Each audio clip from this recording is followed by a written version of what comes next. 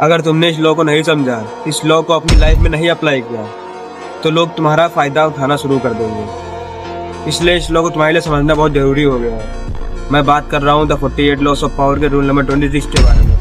अगर तुमने इसे समझ लिया तो तुम्हारी लाइफ आज ही से चेंज हो जाएगी। इस लॉ को बोलते हैं कीप योर हैंड क्लीन। मतलब पावरफुल दिखने के लिए तुम्हें अपने हाथ साफ रखने होंगे, अपनी इमेज को अच्छी बनाए रखना होगा लोगों के सामने।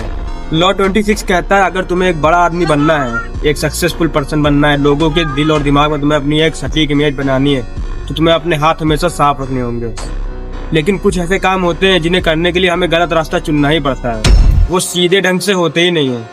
लेकिन पावरफुल लोग ये गलती नहीं करते। वो क्या करते हैं, वो गलत काम दूसरों से करवाते हैं। अगर वो उस मिशन में फेल भी हो गए ना, तो दूसरे के ऊपर गलती डाल देते हैं, और अगर वो सक्सेस हो गए तो फायदा उनका होता है। हमारी हिस्ट्री में कई ऐसे शासक, कई ऐसे राजा हुए जिन्होंने अपने रास्ते से अपने दुश्मन को हटाने के लिए खुद उन पर प्रहार नहीं किया, उन्होंने लोगों के जरिए उनके ऊपर प्रहार करवाया।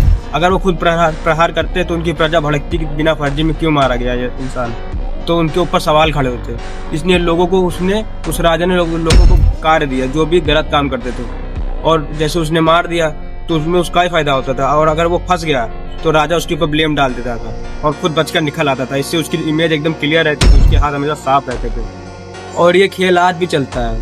कई बड़े नेता, कई बड़े बिजनेसमैन ये खेल आज भी खेलते हैं। अगर उन्हें किसी को रास्ते से हटाना हो या कोई गलत फैसला लेना हो तो वो बोलेंगे हमने नहीं लिया है, हमारी टीम ने मिलकर लिया है। और अगर उस फैसले में वो फेल हो गए तो ब्लेम टीम पे डाल देते हैं, और सक्सेस हो गए तो उनका ही फायदा होता है। अब इस लॉ का मतलब तुम ये मत समझ लेना कि आप मुझे गलत काम करने हैं, नहीं। इस लॉ का मतलब है कि तुम्हें अपनी रेपुटेशन को हमेशा बना कर रखना है। तुम्हें अपनी रेपुटेशन कभी गिरने नहीं देनी है, क्योंकि तुम्हारी जो इमेज है लोगों के सामने जब गंदी हो जाएगी ना एक बार, तो तुम्हारे ऊपर कोई भरोसा नहीं करेगा। और इस दुनिया में सबसे बड़ी ताकत तो रेपुटेशन ही है। अगर तुम्हारी रेपुटेशन बिल्ड है, तुम्हारी रेपुटेशन तगड़ी है, तो लोग तुम्हें सलाम ठोकेंगे। और अगर वीक है तो कोई तुमसे बात भी नहीं करेगा। इसलिए इस लॉ को एकदम मेंटेन से तुम्हें फॉलो करना है, तुम्हारी रेपुटेशन ताकि बनी रहे। अपनी रेपुटेशन को कभी वीक मत होने देना।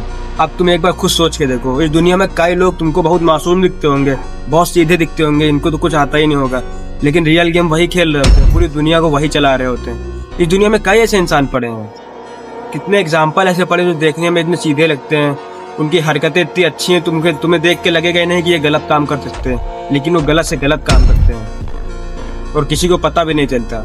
वो अपनी रेपुटेशन को बना कर रखे हुए हैं ना, वो खुद नहीं करते, वो लोगों से गलत काम करवाते हैं, और जब फेल हो जाते हैं तो ब्लेम उसी पर डाल देते हैं। और जब प्लान उनका सक्सेस हो जाता है तो फायदा उनका ही होता है। समझे कि नहीं?